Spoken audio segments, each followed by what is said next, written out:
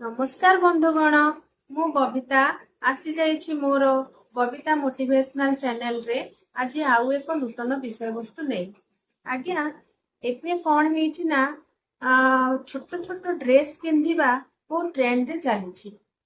प्रायतः झील मैंने छोट छोट मॉडर्न ड्रेस पिंधिबा पाई पसंद करुछंती एवं जो माने टिके हाई क्लास हाई सोसाइटी रो टिके अधिका सेमानक पाखरे पैसा पत्र अछि से माने टिके निजको मॉडर्न शो करबा पाई चाहुछंती आज्ञा मॉडर्न शो करबा पाई से माने छोट ड्रेस रो आश्रय नउछंती पितामाता मध्य सेमानकु परमिशन दउछंती एवं सेमाने मध्य चाहुछंती जे मो झियो एमती पिंधु आज्ञा सेमाने जुक्ति मध्य बाढंती जदि पुओटीए छोट ड्रेस पिंधिकी जाई पारुछि आम देह आम इच्छा आमे जहाँ पिंधि पारिबु आमे काहेकि पिंधि पारिबु नाही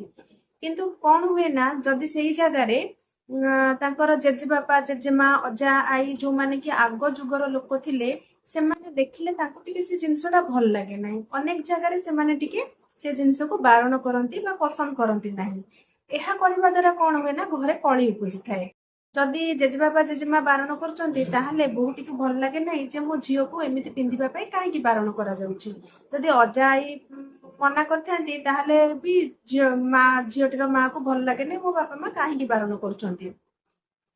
ताहले एटा को मु आज गोटे सुंदर कहानी माध्यम रे आपण मानको बुझेइबी एमती गोटे झियो थिला जी कि छोट छोट ड्रेस पिंधिकी ठीक बाहर को बुली जिबा पई बाहर चंती एवं तार जेजेबापा ताको मना करचंती अरे माँ तू कहीं ये ड्रेस पिंधि जा तू अलग ड्रेस चेंज करके आसे से झीटी कौन है ना बहुत खराब लगे निश्चय खराब लगे कहीं से सब ए विषय कि तार किसी ज्ञान ना से जानी कौन मत यहाँ भल लगे मु पिंधि समस्ते पिंधुंट मु पिंधि झीटर कौन दोष ना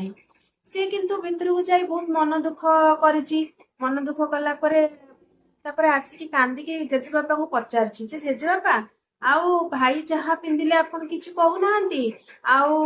मु पिंधिले कहीं आपन सब कहते जे एटा पिंधि सेटा पिंध एमती पिंधि सेमती पिंधि आपन कहीं सब बारण कर जेजेबापा ताको खूब सुंदर भाव में बुझे देइछन्ती पचारछन्ती मारे आउ आम घरे जो लुहा जिनिस काठ जिनिस सब भंगा तुटा जिनिस सब अच्छी सेगुड़ा कौटी पड़ी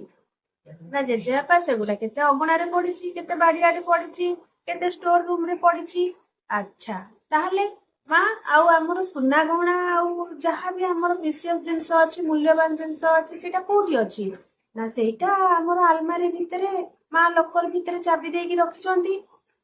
सेठू कौन पाए जेजेबापा मते इटा पचारछन्ती सेठू जेजेबापा कहिछन्ती सुन भाई होउची से जो लुहा काठ भलिया से जोठी पड़िले जहाँ हेले ताको के चोरेबा को के लोभ करी ता ऊपर आखि पकेबे नाही किंतु माँ जो सुना गहना गुड़ा लकर भितर चाबी पकई रखी सेगुड़ा अगणारे पकईदेवे बाहर पकईदेवे खाली रे खोला रे स्टोर रूम रे रखीदेवे ताहले चोर माने तो जगिकी अछंती नेबा पई सेमान तो नहीं जिबे ना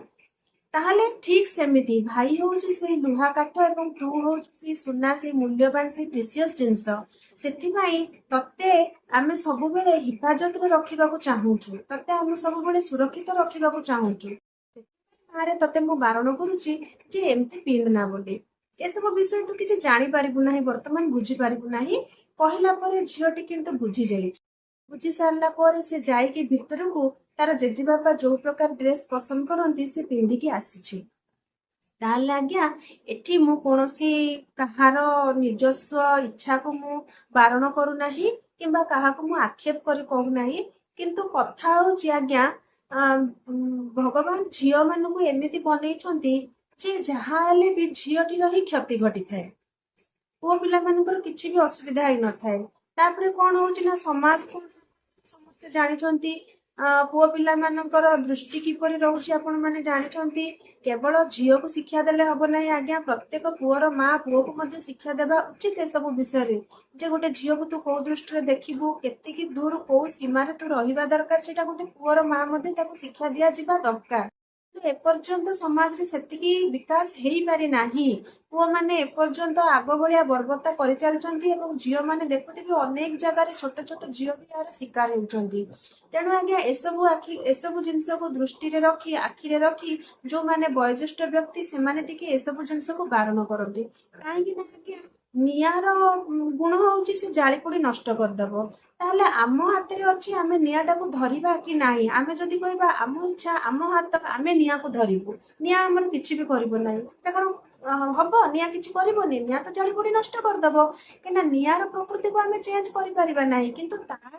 ଆମେ ନିଜକୁ କେମିତି ପ୍ରୋଟେକ୍ଟ କରିବା ସେଇଟା ଆମ ହାତରେ ଅଛି। ତେଣୁ ଆଜ୍ଞା ଯଦି ବୟୋଜ୍ୟେଷ୍ଠ ବ୍ୟକ୍ତି ମାନେ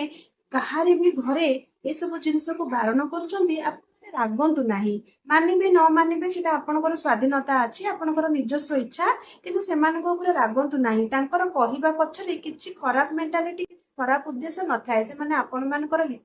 ହିତ ପାଇଁ ହିଁ ସେମାନେ